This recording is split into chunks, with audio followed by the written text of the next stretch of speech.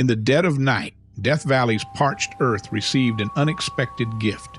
2.2 inches of rain cascading from above, breaking centuries of silence. But nature wasn't done with her cruel dance.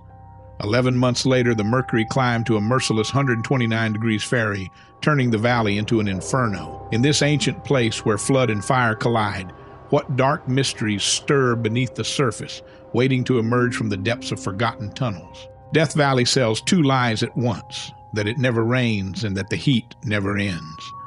Yet on the 20th of August 2023, the remnants of Hurricane Hilary uncorked 2.2 inches of water, an entire year's rainfall, gouging fresh gullies and closing every road in the park. 11 months later, on 7th July 2024, the valley answered with a 129-degree furnace, capping the hottest month since records began.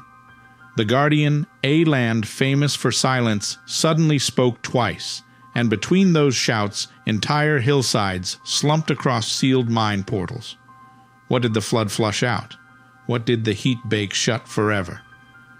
Each contradiction sharpens the same question. In a desert that swings between drowning and boiling, how long can buried secrets stay put?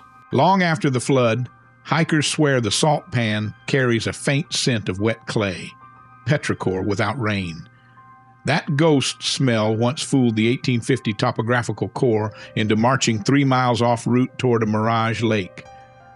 They reached nothing but porcelain crust that shattered underfoot and spent the night sucking moisture from barrel cactus pulp to stay alive. Long before prospectors called this place dead, the Timbisha Shoshone named it Timbisha, red ochre, after the iron clay they gathered for paint and trade. Families migrated with the seasons, pinon in the Panamints, mesquite pods along Furnace Creek. That rhythm endured for millennia until miners fenced springs and renamed mountains. In 2000, after 50 years of petitions, Congress returned 700 to 800 acres under the Timbisha Shoshone Homeland Act, the first reservation created inside a U.S. national park. But sovereignty is brittle when water is currency.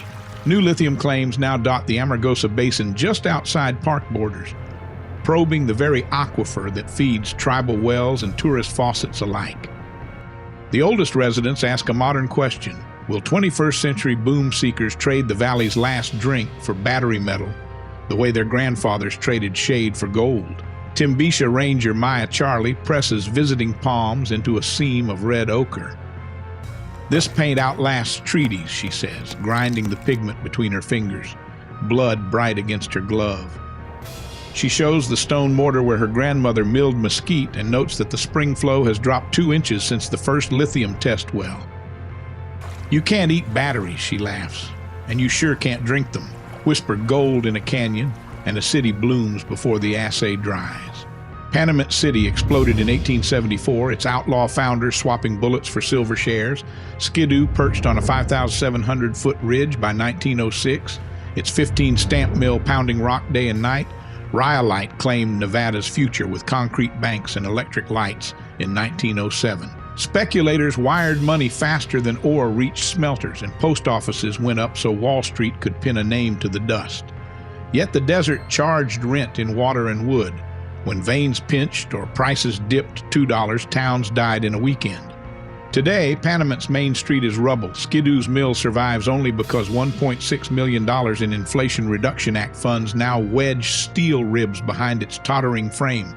And KSNV and BLM archaeologists lead Halloween lantern tours through Rhyolite's hollow concrete shells. A loaf of bread that cost 10 cents in San Francisco fetched $1 in Skidoo. A single pine board, hauled 50 miles by wagon, sold for more than a day's wage. Beer arrived warm and dust-coated, yet disappeared faster than payroll. When the stage finally brought ice, drinks were priced by the chip, proof that scarcity not gold really mined men's pockets. And a shovel? $3 in town, $12 in camp. The ledger is plain. 6 weeks to rise, 6 years to fall, a century to fade, and still the desert keeps every receipt in salt, rust, and silence. Flash flood mud still clings to the portal where we enter, yet just a few steps inside the rock, the temperature steadies at a pleasant 60 degrees. Shocking when you remember the valley hit 129.2 degrees Fahrenheit on the 7th of July 2024, its hottest reading of the summer that shattered every record kept since 1911. That same summer came only 11 months after Tropical Storm Hillary dumped an entire year's rainfall, 2.2 inches in a single day, ripping gullies across the fan and sealing dozens of adits with debris. Air, yes, but safety is an illusion. Hillary's silt plugs drain pipes, dynamite fumes hang in pockets, and cracked timbers ooze tannin like dried blood. Every bootfall puffs century-old quartz dust into lungs already rasped by the desert. Miners called it bad air. Today we trust oxygen meters, yet batteries die and stone is patient. Grind marks on the new welds outside prove curiosity outpaces caution. The mountain feels alive, breathing heat out, drawing strangers in. And like any living thing, it can decide when to stop sharing its air. You hear the drift before you smell it? Calcite-rich water ticks into a rusty sump like a metronome. The air tastes of cold iron and sulfur, prickling the tongue. Wave a hand and pyrite flecks flash like embers. Echoes take half a second to return, just long enough that your own cough rebounds, sounding like someone else's, a reminder that you are never truly alone underground. Beds are nothing more than bunks chipped into bedrock, blanket shreds fossilized by salt. A plank table still holds a half-dealt hand, one queen scorched where a candle toppled mid-game. These men drank, gambled, and prayed inside the same walls they blasted. Somebody lugged an upright piano, keybed first, cast iron harp later, down a drift barely wider than a coffin. The felts are now mouse-chewed, but ivory glints under dust like teeth. Beside the keyboard, a crucifix, black with soot, hangs on fuse wire, luck, liquor, and faith sharing one nail. Miners bet gold they hadn't been paid, toasted the next shot hole, and convinced themselves the ceiling couldn't fall. The game never ended. Cards swollen by Hillary's damp lie exactly where they landed, chips rust-specked, silence louder than any stamp mill. Miners adopted a stray mutt they called Dynamite Jake. Legend says he barked seconds before a hanging wall sloved, saving 6 men who sprinted clear. His collar still hangs above the poker table, cracked leather, a brass tag etched "Good Boy Skidoo 1910. Visitors leave rusty soup can lids of water beneath it, as if the ghost dog might still roam the midnight drifts. Everything waits, a frozen party in limestone, until someone careless enough to finish the hand steps through the dark. Down here, day is the hiss of a carbide lamp. The flame burns bright blue, then gutters orange as the water cup empties, giving 4 hours before blackness. Steel on quartz rings louder than heartbeats, masking the hiss that means the blower fan has stalled. When fresh air fails, candles flare extra tall, a final warning before lungs seize.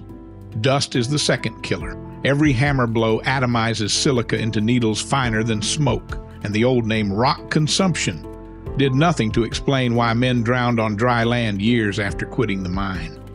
Mercury from stamp batteries still beads on timbers like silver sweat. Scrape one plank and vapor drifts off invisible. Modern explorers bring respirators, but one cracked seal turns adventure into a lifelong wheeze. In 2024, MSHA researchers logged silica levels in abandoned western mines at 4 times today's safety limit. Urban explorers in the study admitted disposable masks fog too quickly in the heat and are often pulled down for selfies. Their chest x-rays, 5 years on, may mirror the marble-veined lungs of the men they hashtag as hashed old school. The mountain forgets nothing. It stacks every poison in silence, patient as a loaded trap. Gravity did most of the labor. In Skidoo, ore carts rattled out of the drift straight into a 15-stamp mill, perched so high the rock dropped through crushers by its own weight. Keen wonder refined the idea. A mile-long aerial tram slung 70-pound buckets across a canyon, empty buckets riding the return strand so wind and weight powered the circuit. Water costs more than steel. Panamint City piped spring flow 6 miles through riveted iron. When a flash flood twisted one joint, boilers went cold, drills silent, tunnels drowned.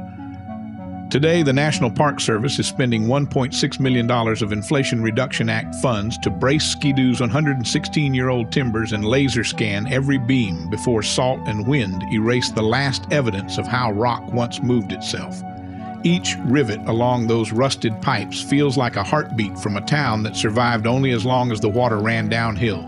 Panamint's steam plant guzzled almost 12,000 gallons, about 45 tons, each shift just to keep drills hammering. The spring delivered half that. Mule teams hauled the rest in sweating barrel casks, 7 hours uphill so compressors could run 8. Water, not ore, sets the daily quota. Failure rarely starts underground. It begins when a telegraph clicks out. Gold off $2, and investors slam their ledgers. Payroll trunks never leave Reno. Ore skips glide back empty, and drills go quiet. Skidoo learned the lesson in 1907. A Friday that opened with 20 tons an hour through the stamps ended with bankers chaining the front door. Today, more money flows to ruins than ever funded dreams.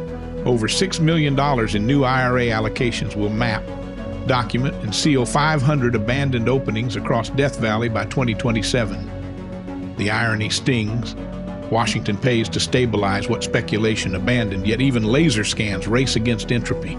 Steel gussets buy decades, salt and heat still win centuries. Between profiteers and preservationists, the valley alone decides what stays buried and what rises for one last breath. A 10-word telegram from San Francisco to Keene Wonder cost 75 cents, more than a miner earned in an hour. Yet its news could mint or shatter fortunes by dawn. Information was the real bullion, and the lag in its delivery decided who ate and who walked. A vise still grips half-sharpened drill steel. A hammer's oak handle, carved with the initials RJC, smells faintly of linseed when scraped. A pay envelope dated Friday 13 curls on the bench, ink blurred by seepage. Tap the timber and dust leaps into the lamp beam. Galaxies spinning in air so still you hear your own pulse. Tools betray their owners. Dimple patterns in the vise jaws match dents on one hammer, proving a single hand favored both. The men who left planned to return after lunch, after payday, after the price rebounded. They never did. Time stopped here, held rigid by fallen quartz until the first curious boot steps across the threshold and sets every mote swirling again. Hidden under the bench sits a jar of clay marbles, ST scratched onto the lid. No roster lists a child on site, hinting at families who lived and vanished in the dark. Some portals wear cable mesh, others sport fresh welds where rangers fought grinder blades. Before each closure, survey teams fire 40,000 laser pings a second. Building point cloud catacombs, scholars can roam when the real ceilings give way. The scans reveal oddities: a bricked alcove with no map records, a cast iron box labeled Panamint National Bank half buried in collapse. Files sit embargoed for safety, but rumors leak, feeding midnight expeditions with battery saw. By 2027, the Park Service plans to release simplified LiDAR meshes online, turning sealed drifts into click-through museums where anyone can pan, tilt, and time travel safely from home. Weld every door and curiosity finds the hinge you missed. The desert silence is full of whispers. 2 years after Hillary, Titus Canyon remains impassable. Lower Wildrose Road still vanishes under debris, and park alerts warn some routes may stay shut until 2026. Summer heat now averages 108 degrees Fahrenheit across entire days, and July 2024 delivered 9 straight afternoons above 125 degrees Fahrenheit. Inside tunnels, flood-loosened boulders lean on rotten stoles, ready to shift at a footstep's vibration. Mercury beads shaken free by mud collect in sump corners. One fingertip smear violates modern exposure limits. Social media feeds showcase selfies beside dynamite crates, filters hiding arsenic haze. Rangers weld gates faster, yet every closure spawns 2 new GPS pins traded in encrypted chats. Heat rescues jump from 52 in 2014 to 119 in 2024. Freedom here is wide as the salt flats, but consequences drop as fast as a rotten ceiling beam. Pink flags dot Amargosa Valley, marking lithium claims that sit atop the aquifer feeding Furnace Creek and the Timbisha Shoshone homeland. Company spokesmen promise battery metals, tribal elders, raised jars of spring water already turning cloudy. The Bureau of Land Management proposes a 20-year mineral withdrawal to study impacts, but investors lobby hard, reminding Congress that electric cars need lithium now. The desert ledger remains unforgiving. Gallons pumped must outnumber gallons returned, and history shows water leaves quicker than fortunes arrive. Lithium prices doubled between 2023 and mid-2025. Choose lithium or life. Either way, the valley keeps the receipt. Stand on a tailings pile at sunset and the layers glow. Charcoal from an 1870 cook fire, corrugated iron from 1906, aluminum beer cans from last Easter. Ambition stratifies like sediment. The desert erases nothing. Mercury traces persist in washed gravel. Place names linger long after bones bleach, and each fresh boom writes atop the last in letters that crumble but never disappear. Dreams flare fast, collapse faster, yet their consequences echo longest. Every welded seam, every stabilized beam buys only borrowed time. Salt and wind keep the mortgage. Keen Wonder's tram towers stand silhouetted against violet dusk, and lantern tours in Rhyolite now sell out weeks ahead, proof that curiosity survives even when ore runs out. Check the park's real-time roadmap before you go, pack more water than seems sane, and leave the mines welded. The stories breathe fine through steel. Then ask yourself, which forgotten drift, which half-buried rail grade should we unearth next? The desert remembers every step. Tread lightly, tell the tale, and let the wind file the echo. History here is layered, not lost. Gold rush timbers, wartime ration cans, yesterday's tire tracks, all pressed into the same salt pan. Walk lightly and you can feel every era crunch underfoot at once. Listen, and the wind still carries stamp mill echoes, coyote yips, the click of a Geiger counter from some modern prospector. Nothing is ever truly abandoned in Death Valley. It just waits for the next pair of curious boots. So when you leave only footprints and let them be gentle. The desert is keeping score. If this desert detour gave you a grin, hit that thumbs up, boop the subscribe button, it's free, and tickle the little bell. Then you'll know the instant we shimmy under the next welded door. Got a family tall tale, half-remembered legend, or a GPS scribble on a napkin? Drop it in the comments. The best lead might be our next dig site. Yes, we bring snacks. Share this video with anyone who still thinks Death Valley is just hot and empty. And if you're heading out yourself, peek at the live roadmap, toss 2 extra water bottles in your pack, and let welded gates stay welded. History sticks around because curious people, like you, watch its back.